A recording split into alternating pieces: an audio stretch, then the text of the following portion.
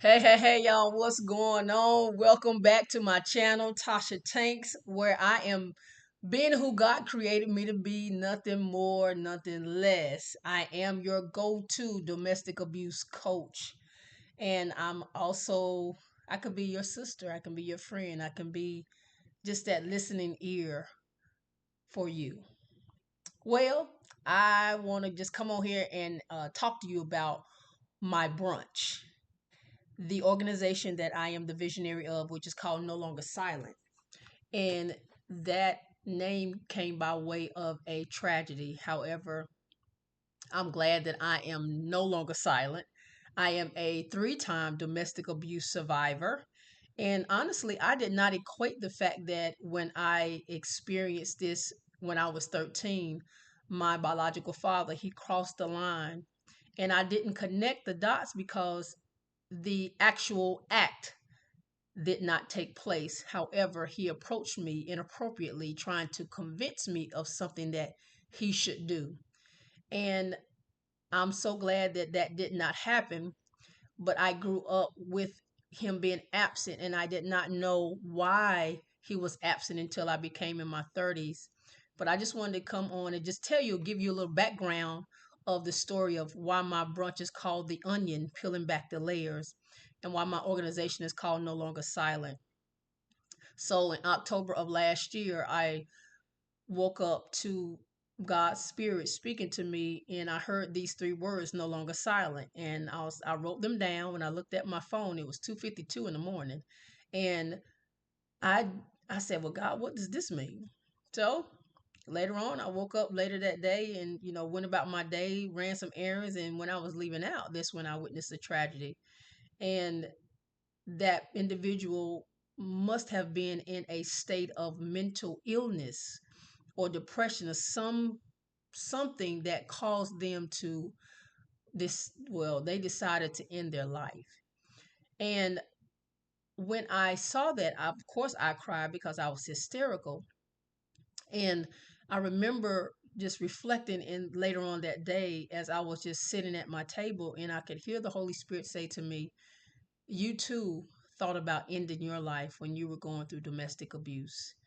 And I did. I wanted to end my life. I did not want to live anymore because it was so much of turmoil and pain and hurt, mental anguish, and physical hurt and spiritual hurt. It was just awful. And I did not want to go through that. I did not want to live through that anymore because I was married to my husband for 11 years, and I sustained and I endured domestic abuse for 10 of those years. So that's the majority of the marriage that I was in.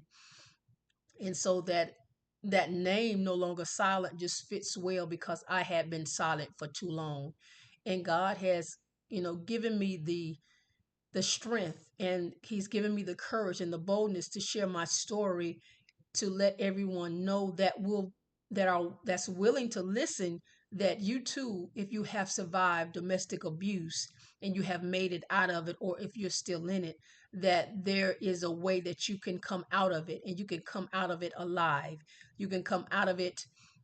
Of course, you will still be dealing with some mental anguish and some mental break, just some mental issues that will be going on with you, but you can get through that. You're looking at somebody who has survived that as well.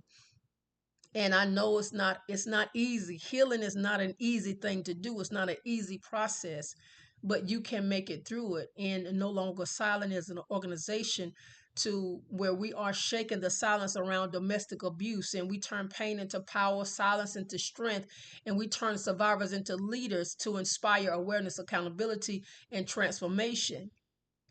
And I want to let you know that you too can become that leader, that survivor that has turned into a person that has become a powerful advocate because you decided to own your story and to speak up. Whether the abuse happened in family or within an intimate partner relationship. Because once you start sharing your story, you begin to heal. And when you begin to heal, you start exposing those patterns that thrive in secrecy. So that's why I'm here. That's why God has placed me on this platform to share my life, to share my story with you, to give you the courage and give you the permission to start speaking out loud.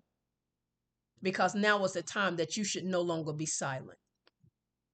That is the backstory to the organization, which brings me to the point of the brunch. So I was on a podcast earlier this year, and I was talking with a young lady, and she was asking me questions about, my life, and I gave her the backstory of, how I grew up. I grew up angry, from I can remember from the age of 8, because that's when my stepfather, who is no longer here with us, he is deceased, and he was a pastor, and I grew up as a pastor's kid. So I grew up angry when my mom and him got married, and I was angry because he was not my dad, even though he had become my bonus dad, but he was not my dad. He was not the man that God had assigned to me at the time, that I thought to be the man in my life, to be that figure, that father figure, to help me and guide me in my life. And I was just so angry at him, and he hadn't done anything. So fast forward, and I told her how I grew up, with anger and rejection and abandonment, because my biological father, he caused all these things that I did not ask for. And so as I was sharing the story with her and how I grew up with that from my childhood up into my adulthood, I carried all of those feelings for 30 plus years. And I told her that I did a TEDx talk, which I talked about forgiving the unforgivable act, basically how to deal with an absent parent. And when I was talking with her and I was sharing with her, her name is Karen Lee, and she's on YouTube, and I would encourage you to go look at the episode.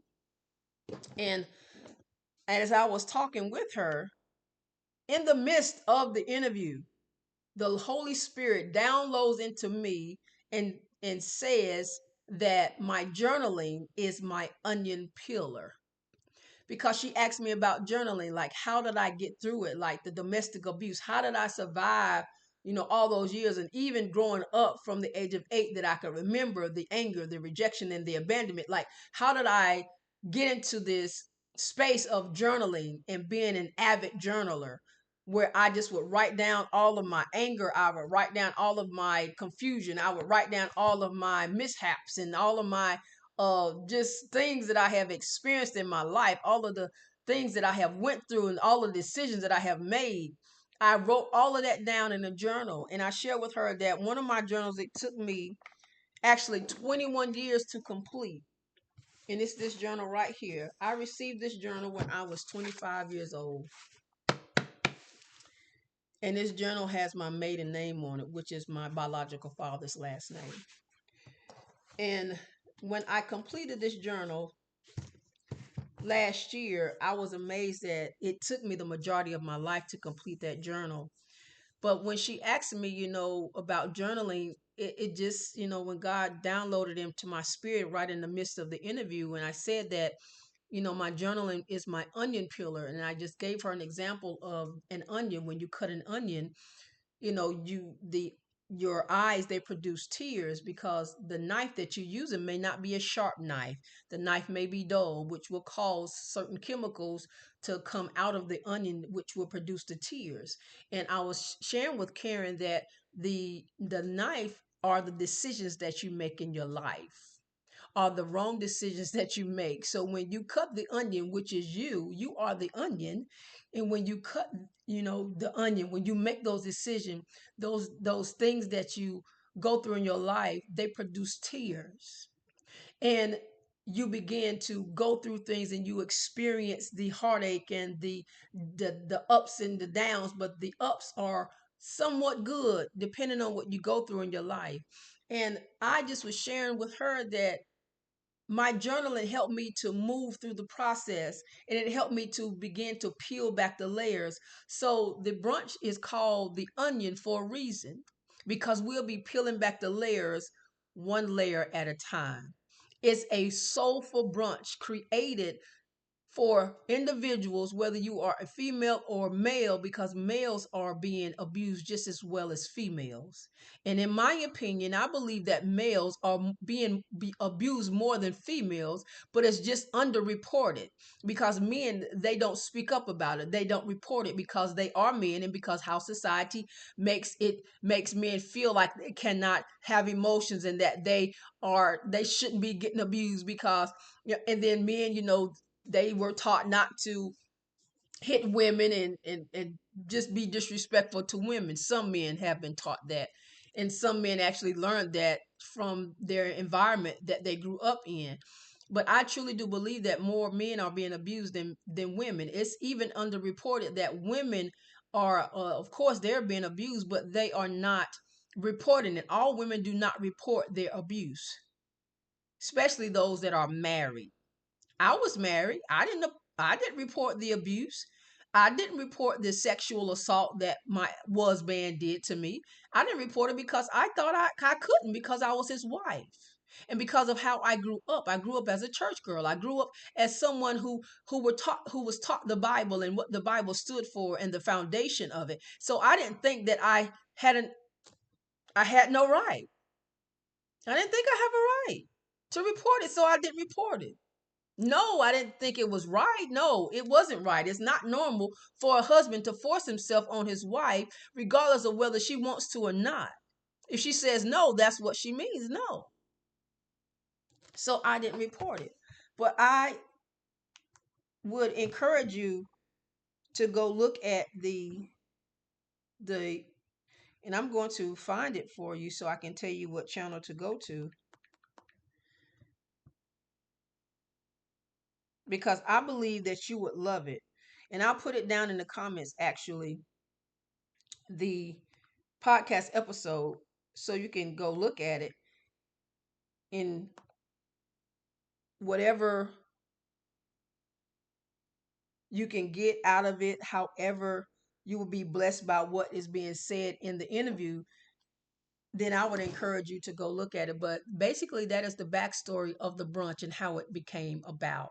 Because healing is a messy process. Healing is confusion. Healing is frustrating. Healing is, oh my gosh, it's needed, but it's messy. When I was growing up in the church, the pastor made it seem like healing was a good thing. Now, don't get me wrong, healing is a good thing, absolutely, but healing is messy and it's not fun at all. But I know that we have to go through it in order to get to the healed part, which is the good part. But first, we have to go through the ugly part because healing is ugly. It's a lot of ups and downs, and healing is not linear, it's non linear. You will go through a lot of emotional ups and downs. You will definitely go through the valley with healing. But you have to be willing to want to go through it to get to the healed part so you can begin to live your life the way God has created you to live your life. But I just wanted to come on here and just share with you the backstory to why my brunch is called The Onion, peeling back the layers. And in July the 12th, 2025, in Charlotte, North Carolina, I will be having a brunch, The Onion. It's a soulful brunch. It's not just individuals coming together to have a meal, but it's individuals coming together to start their healing process together, to peel a layer back one at a time together. There will be, of course, I will be the speaker, and the tickets are now on sale. You can go to Eventbrite to purchase the tickets. Right now, there is a early bird special rate where you will get $5 off, 10% off the price by using the promo code ONION. And I would encourage you to invite a friend, because if you know, like I know, if somebody had to ask me a question when I was going through it, or if I even had the courage to speak up when I was going through it, then I probably wouldn't be doing what I'm doing now. I probably wouldn't, but I'm glad that I went through it the way that I went through it, because it led me to what I'm doing now, which is something that I absolutely love, which is sharing my story and helping others to get the courage that they need and the boldness that they need, and offer them the permission that they are looking for to start speaking up, to start sharing their story. Again, my name is Tasha Tanks, and I'm being who God created me to be, nothing more, nothing less. And I encourage you to do the same, to be who God created you to be, nothing more and nothing less. Until next time, I'll see you in the next video.